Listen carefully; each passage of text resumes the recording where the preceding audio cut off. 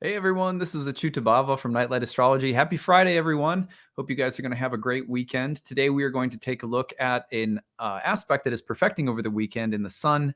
The sun's opposition to Saturn. So sun is in Leo, Saturn is in Aquarius. This is an archetypal tension as old as astrology itself.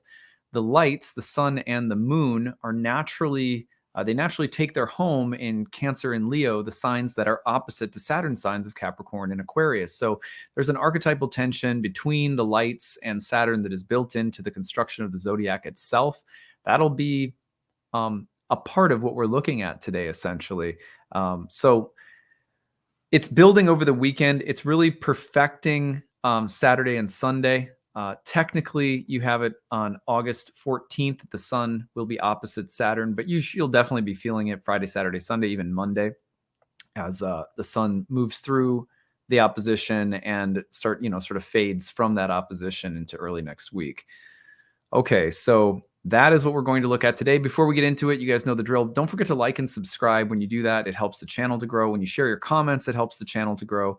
You can always get a transcript of my daily talk on the website, nightlightastrology.com, where you can also check out my readings and courses. And did you know that next week we will be launching 2 new courses? Now, I thought it was going to be this week, but it's just taking a little bit longer than anticipated. There's a lot that goes into building new courses and getting everything set up so that the user experience signing up and registering is nice and smooth and there's no glitches. So we're just slowly working out the kinks and getting it ready to launch. We'll have about a 4-week pre-registration sale.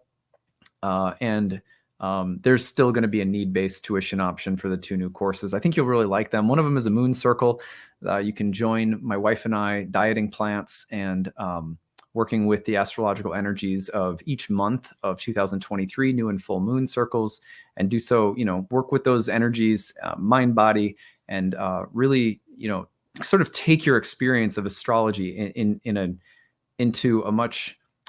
take it into a much deeper place, hopefully one that leads to really deep intentional transformation. And that's something that, Ashley and I do in our own lives all the time. It's never something we've really led other people through. So it's going to be really exciting.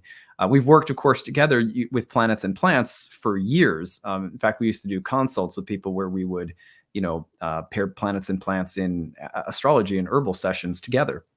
But we've never led a full year worth of moon circles where we're pairing astrology and herbal medicine. So I think it's going to be really fantastic. There's a masterclass series that's launching next week as well, where there will be 4 different seminar series, 1 per quarter, 4 classes each, so 16 classes on the year on specialized, more advanced topics in ancient astrology. So I hope you guys will check that out as well. More on that next week. All right, let's get into it. Let's take a look at the real-time clock, and we can explore the Sun-Saturn opposition. So here you can see it is forming Sun opposite Saturn. This is Saturday, August 13th, but if we move it forward a day, you'll see Sunday. This is by the afternoon. It's just passed over. So really, if we give it the 3-degree treatment, you're looking at Thursday, August 11th, all the way through about Wednesday of next week, where this energy will be in the air. To me, the applying side is always the one you feel it on. So, Thursday through Sunday, yesterday through the end of the weekend, I think that's when you're really going to notice it. But at any rate, that is what it looks like on the real-time clock, just so you have a feeling for it. Now, this is right after the sun is coming off the square to revolutionary Uranus, which we looked at earlier in the week. And when we did so, we talked about 5 themes and 3 lessons. We're going to repeat the same thing, rinse and repeat, but now look at it from the standpoint of the sun's opposition to Saturn. So 5 themes. The first one, liked but not loved. So when it comes to the sun opposite Saturn, one of the things that kind of gets into the archetype, the fundamental reason that the sun and Saturn are opposed to one another. Saturn was called the ruler of feigned appearances, whereas the sun was compared to the daimon and the images or that live in the soul, the imaginal world that calls to us and draws us into a path of destiny in a sense of true calling, real and authentic selfhood as experienced by the living of a life driven by things we love, driven by things that capture our imagination. So when you look at the sun opposite Saturn, one of the things that can come up is it's close to what I like or what I love. It's close to what I love, let's say. But it's kind of a feigned appearance. It's sort of like a fake Rolex or something like that. Or like if you go shopping someplace and they'll sell knockoffs or whatever of like a Gucci handbag or something. And you go like, it looks like it, but it's not the real thing. Not that I'm not that I'm encouraging this kind of materialism, but whatever. Everyone shops. So you know what I'm saying? There is something in us that wants something so bad, and but we're constantly being asked whether it's something we want as in a life path or a life partner. We're being asked to refine the desire and the actual experience that we have in relation to the desire that we have that goes along with it. It's like, I want to be an astrologer, but I'm not going to settle for being, a type of astrologer that doesn't sort of fulfill the image of what astrologer is and means to me, right? I'm going to stay true to the image somehow. But when the sun opposes Saturn, one of the things that can come up is like, for example, let me give you a real Sun Saturn part of my life as an astrologer. Horoscopes, hate them. I just hate them. I don't mind monthly overviews, but I don't like sun and rising sign horoscopes. Just they make me kind of want to like throw up in my mouth. I just can't stand them. But I have to do them because, don't you know, a lot of people like them, and I don't know why people like mine. I don't think they're very good, but if people like them and it's bringing people in and getting people through the door to learning about astrology in the way that feels more real and authentic to me, then fine. It's a compromise. There are lots of things that could represent a compromise of the ideal image or a false version of it, or even a feigned appearance of it. Like for me, I don't go around spending a lot of time. I honestly do not spend a lot of time judging other astrologers, but like there will be certain types of astrology, and I'm sure this is different for everyone. I'm sure someone would probably look at my astrology and say like, oh, that's the gross kind or whatever. But if you're an astrologer, you look around and you're like, that astrology to me is that's somehow like it's not it. Right? That's not the ideal image that I have of what astrology is or should look or feel like, or something like that. Okay, so this can lead to a lot of different things we're going to get into. The same basic idea, for example, has a tie into things like prejudice and conformity and other themes. But one of the things that you'll see time and time again when the sun is opposite Saturn is like, I have to make a choice. There's the real thing, or there's something that's sort of a feigned appearance. Or sometimes, and it's like it's a tough choice, like being given a job that pays very well and is sort of like in your field, but the company and the boss and something about it just doesn't feel right. Very sun opposite Saturn. There will be things that you like but you don't love. That's a very sun opposite Saturn kind of feeling. If you've ever gotten into a relationship with a really nice person, really good looking, but just meh, sun opposite Saturn. It doesn't have to be, it could be Venus opposite Saturn. Anything opposite Saturn will often bring up the dichotomy between something that you want or desire or love, and then some kind of shadowy, feigned appearance of the thing that you're possibly buying instead, or possibly settling for instead, or maybe more nobly learning to make some degree of compromise.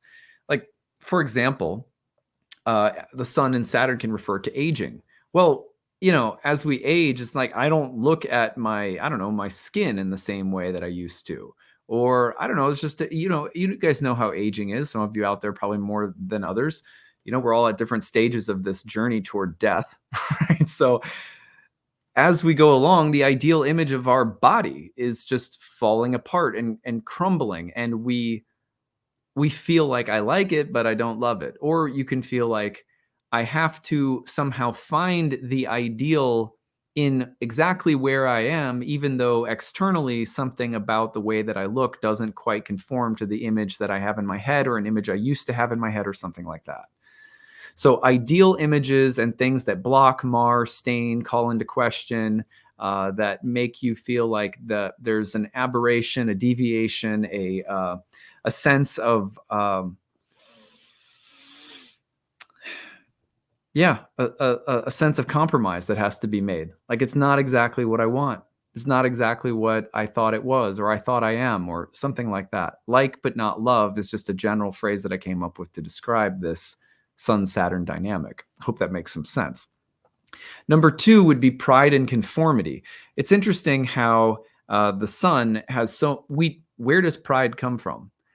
Well, it could be just innate. Like, I have a sense of pride and dignity. And I'm talking now about healthy pride, like self-respect, something like that. A healthy, love and appreciation for one's own self. I have pride in who I am, that kind of thing. Now, there are pressures throughout life. Saturn in Aquarius, the Sun in Leo, very archetypally can represent that in order for, you may have that sense of individual or personal pride. It can be innate, or it's often rooted in things that we've done or things that we are doing. I've done this, or I'm doing this, and it gives me a sense of purpose, meaning, and healthy self-respect or pride.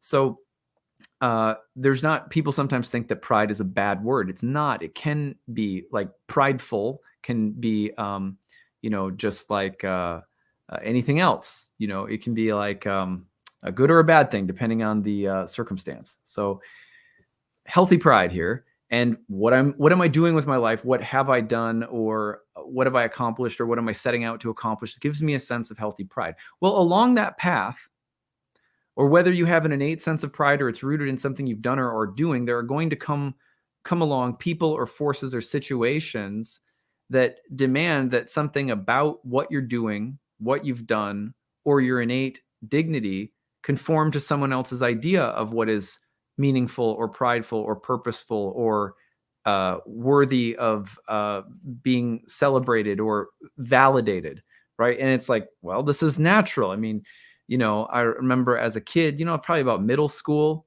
you start realizing that there are social pressures, and the feeling of having to conform in some ways is a real thing. Now, there are kids, I remember kids who absolutely total nonconformists.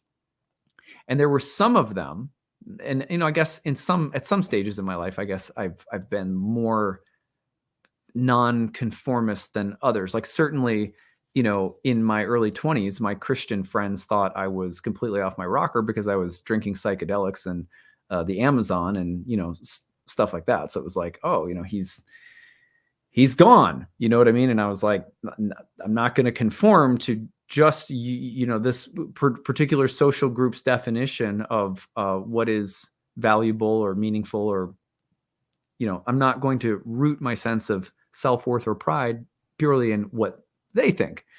So there's always times like that in our life. And the Sun-Saturn is it perfectly captures the pressure that someone places on us to conform, or the potential of some group or social force to be prejudiced against who we are in some way.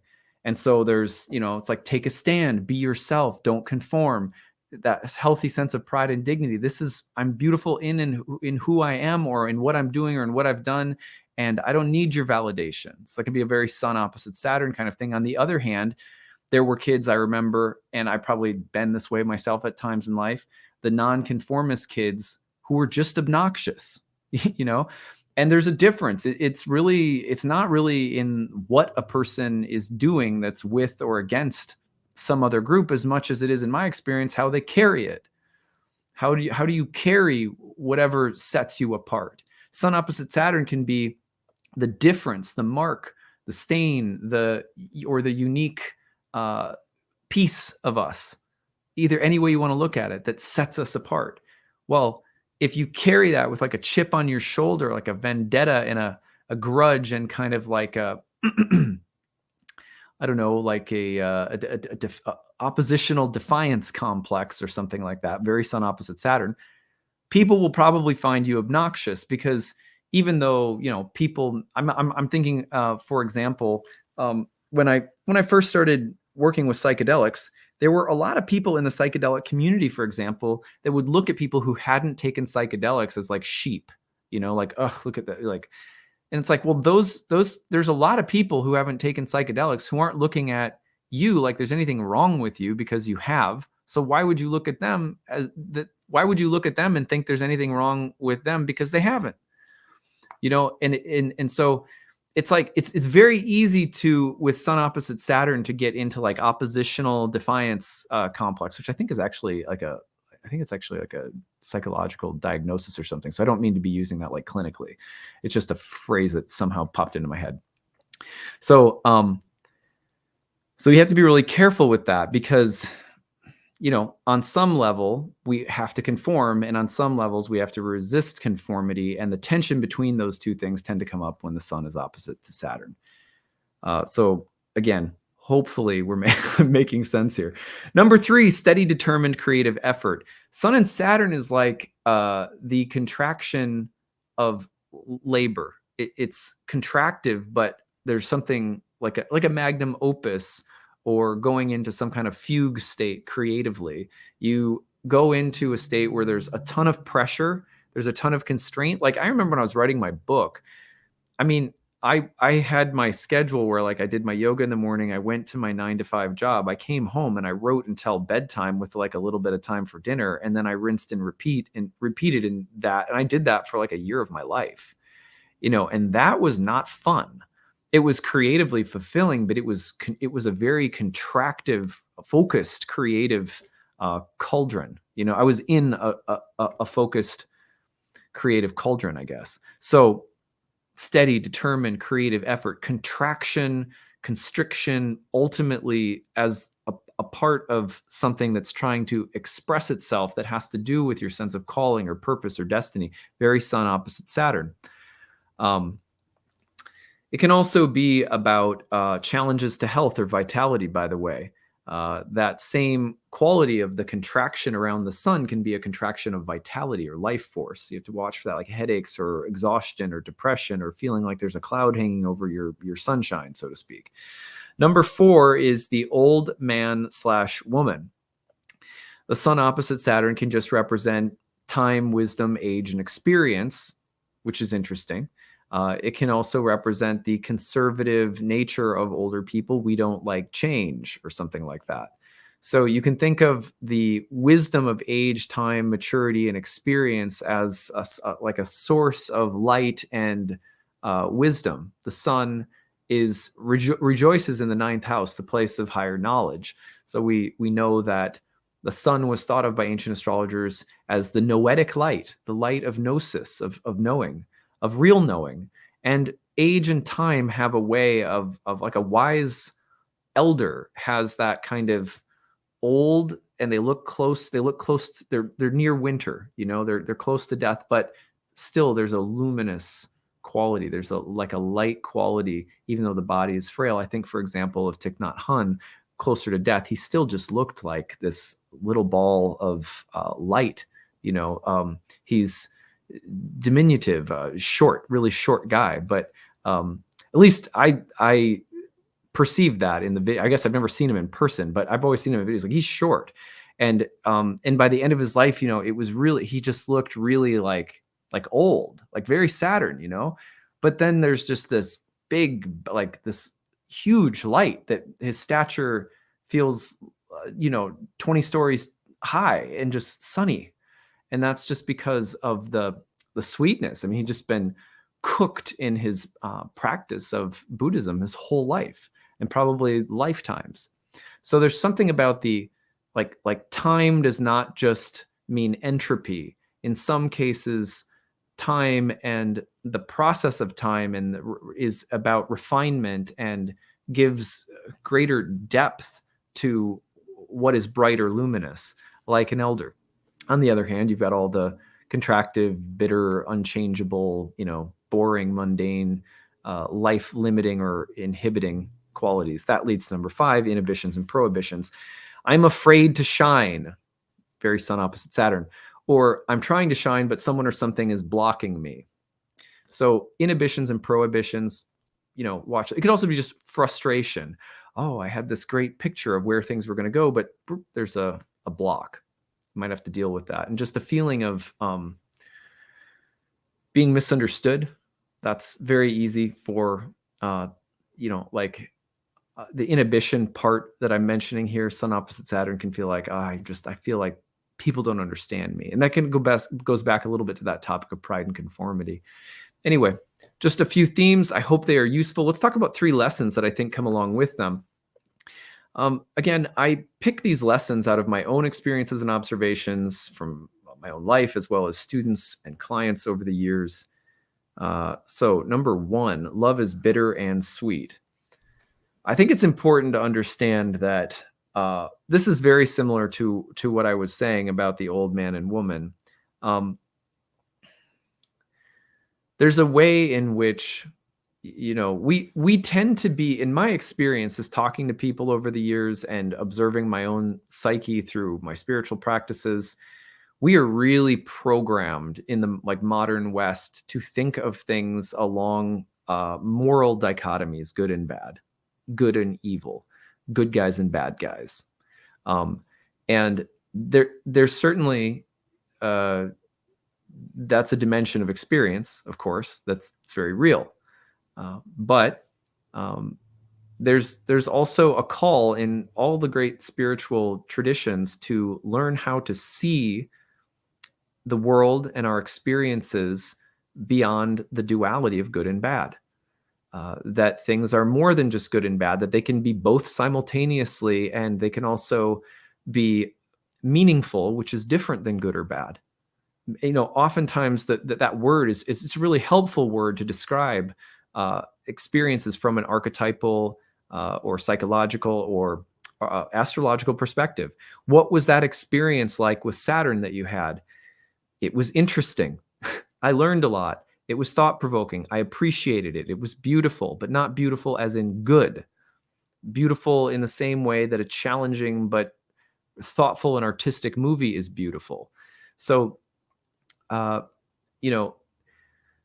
love, there's something about the Sun and Saturn that speaks to me about the labor of love, and that what we love is often, you think of the passion of the Christ, that whole that sort of archetypal motif. It's something that you suffer. There's a suffering that comes with loving.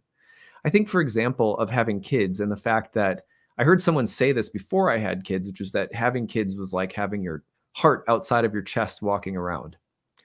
And I feel that way. As a parent, I feel that way when I watch my kids walking around the world, and I think, what if something happened to them, or my wife, or the things with time that I develop a very deep love for, they become more fragile even as the love becomes stronger and deeper and more profound. And not fragile as in weak. I don't know what the word is. Delicate, tender, sensitive. So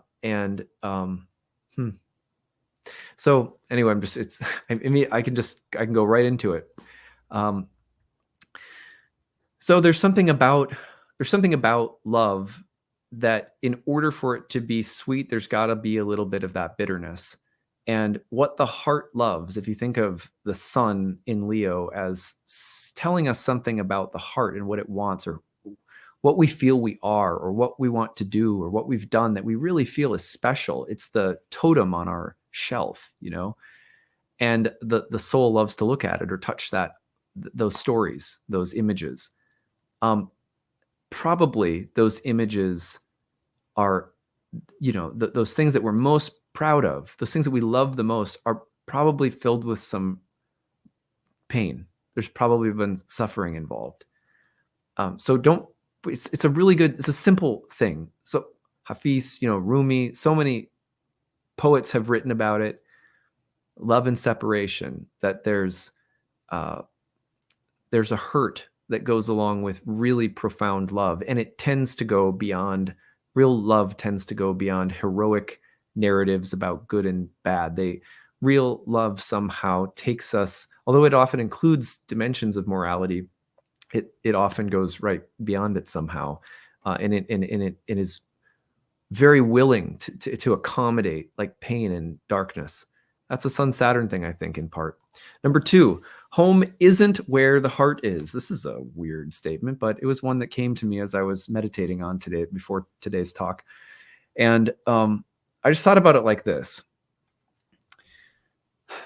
You know, when I was a kid, I grew up in Minnesota, and part of my story, and I wrote about this in my book, was that I lived in a small town, kind of northern Minnesota, a little bit north of the Twin Cities.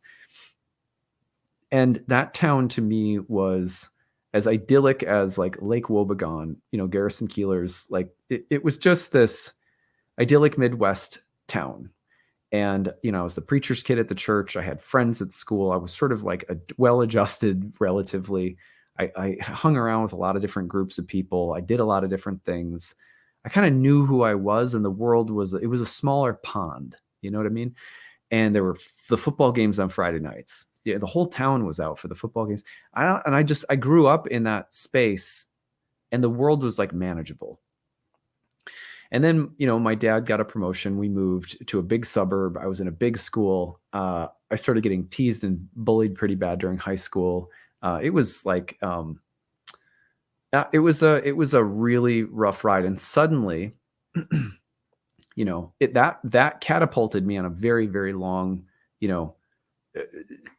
a feeling of never really being home again until we moved back to Minnesota just a couple of years ago, as Pluto opposed to my sun in Cancer, who happens to be the ruler of my 4th house of home and family. So is that coming home? And as I've been back in Minnesota and I'm feeling home again, but I'm also realizing that the real home was in my heart, right, all along. So, in a sense, the literal location of home,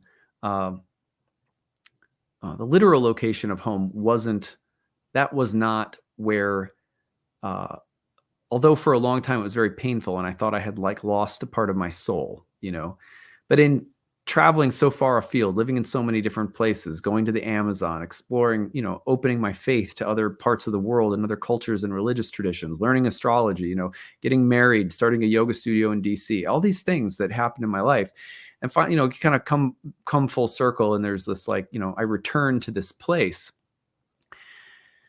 and I realized that nothing about this literal location, although it's really nice to be here again, and I do feel kind of like I'm home again, but it also makes me realize that there's the physical location is never it, right? The physical location is just not it.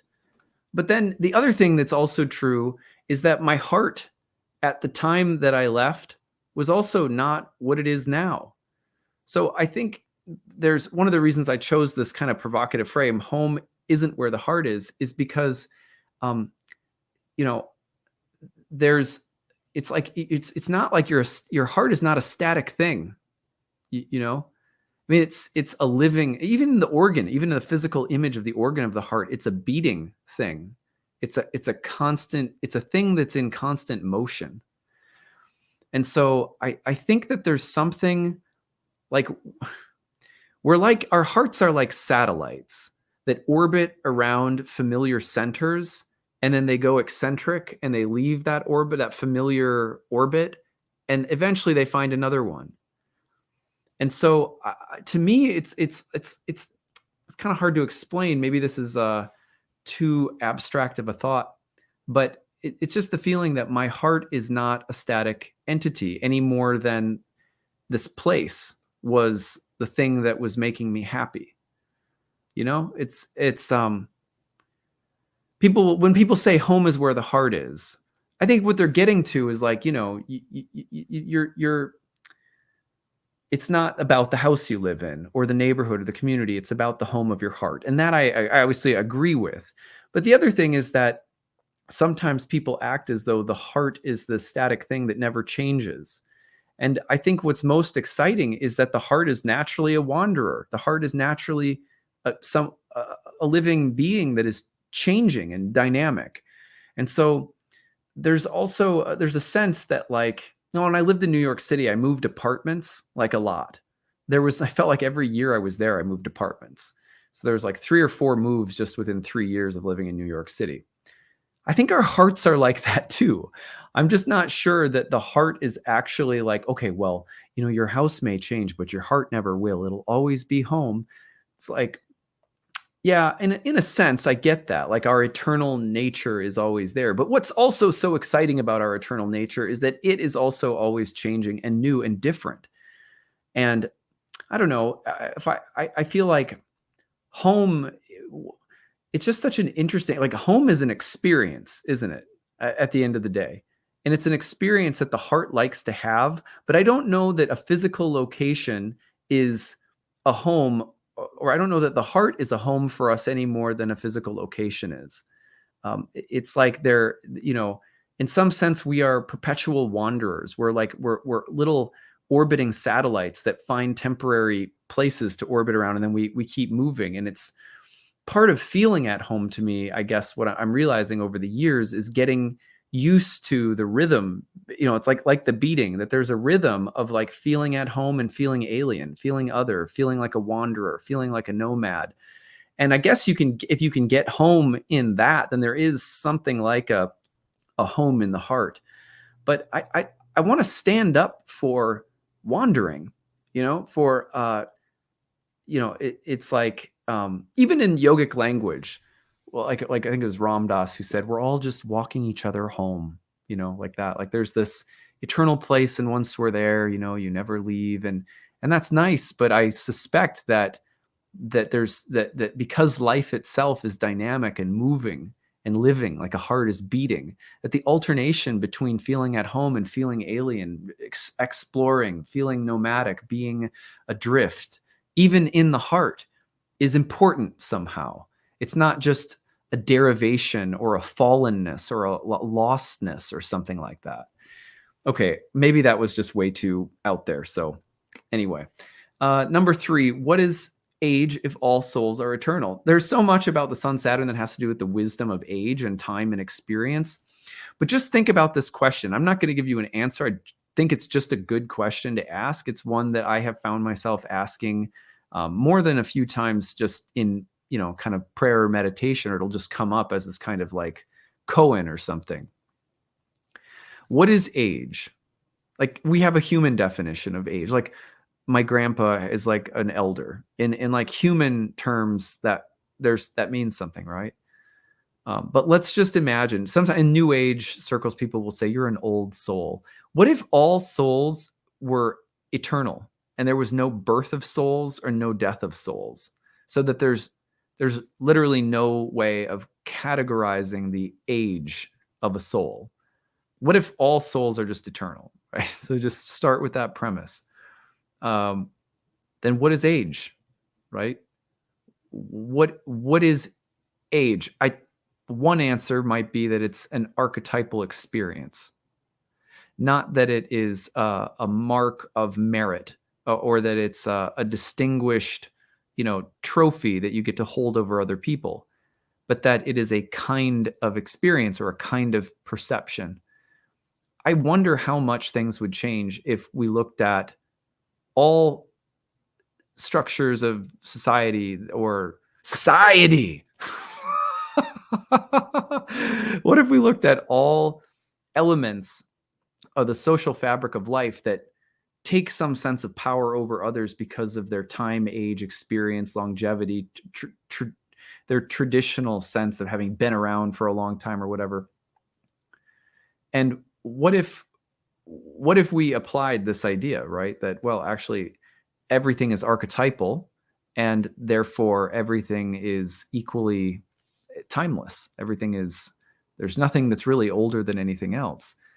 Then what is tradition, right? It's a kind of experience. It's a kind of archetypal way of viewing or experiencing. That's the only meaningful answer that I've had. But to me, I think it's a really beautiful and interesting question to ask, because Sun Saturn will often bring up distinctions between authority, time, experience, seniority, things like that.